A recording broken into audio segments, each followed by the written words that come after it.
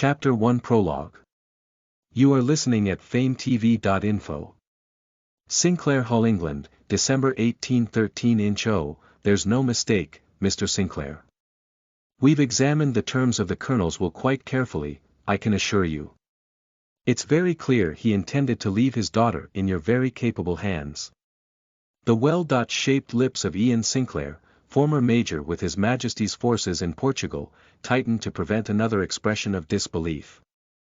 It was possible, he supposed, that George Darlington had named him as his daughter's guardian. That was almost as easy to believe as the fact that Darlington had fathered a daughter. And the child?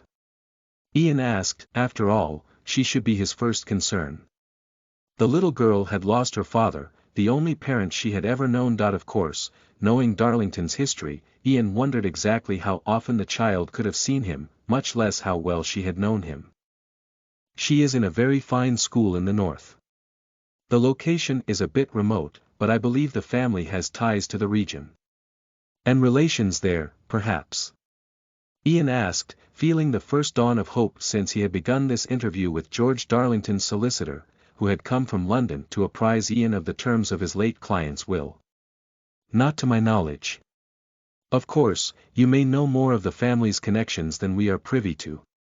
Actually, I knew very little about Colonel Darlington, Ian said. Other than his military endeavors, of course.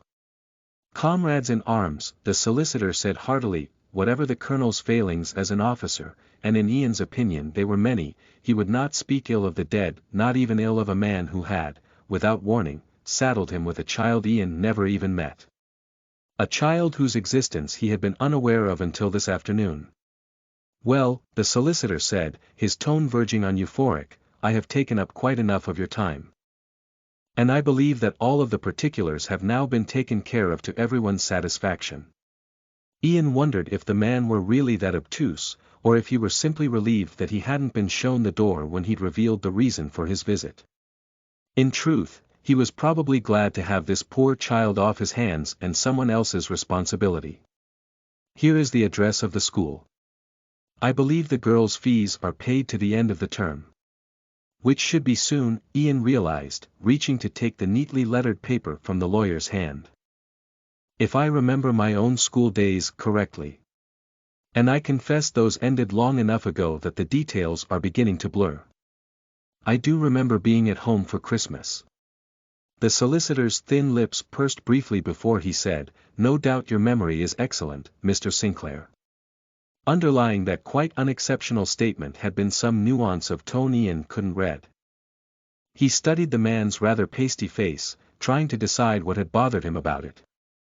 If there are no relations, Ian asked, then where has this child spent holidays during the year her father has been posted abroad? As far as I'm aware, Mr. Sinclair, she has remained at school. There are always a few who do, you know. For one reason or another. That had been true enough of his own school, Ian remembered. He had a memory of 2 or 3 winter-pale faces pressed against the front windows, watching as their fellow students departed to be conveyed home through the snow-shrouded English landscape. I see, Ian said, thinking also about the boisterous excitement of those long-ago Sinclair Christmases. And thinking, despite himself, of a lonely little girl who had perhaps never known a real country Yuletide. At least not in the last few war-torn years of her existence. Oh, don't bother to see me out, Darlington's representative said cheerfully as Ian began to push himself out of his chair. I understand that you're still recovering from your wounds, and I certainly have no desire. The solicitor's voice stopped in mid-sentence.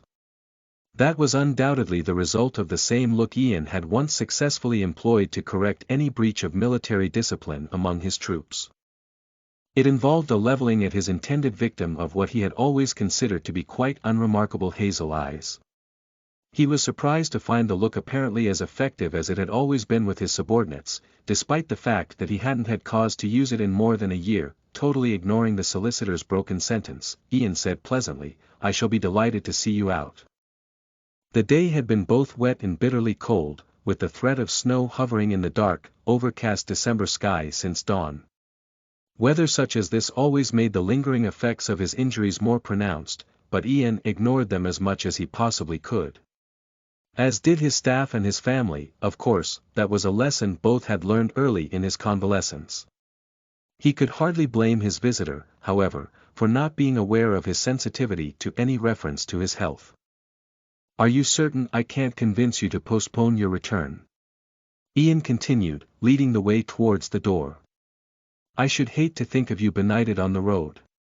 "No, indeed, Mr. Sinclair, although I thank you for your kind offer of hospitality."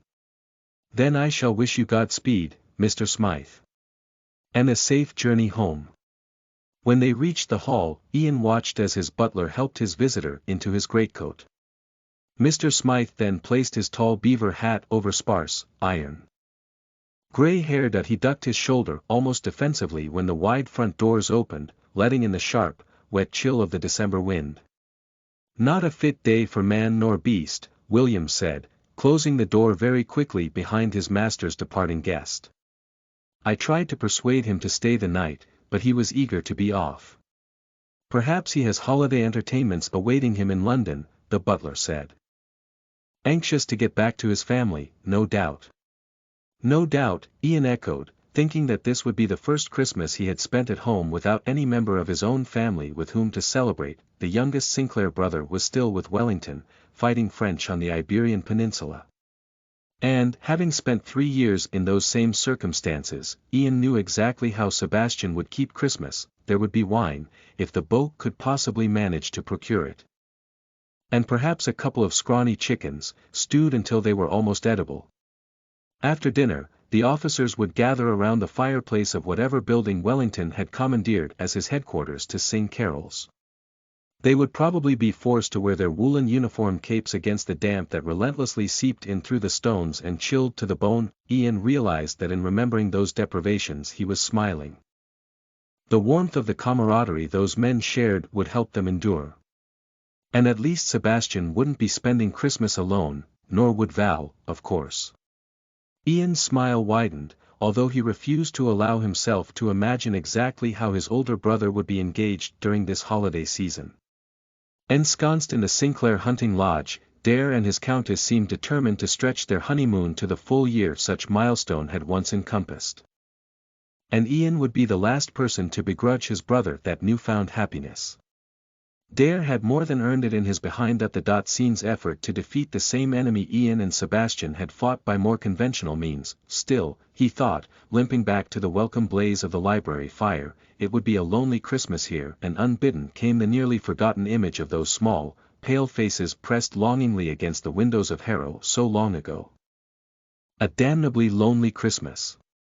Listen to the full novel at FameTV.info, direct link in the description.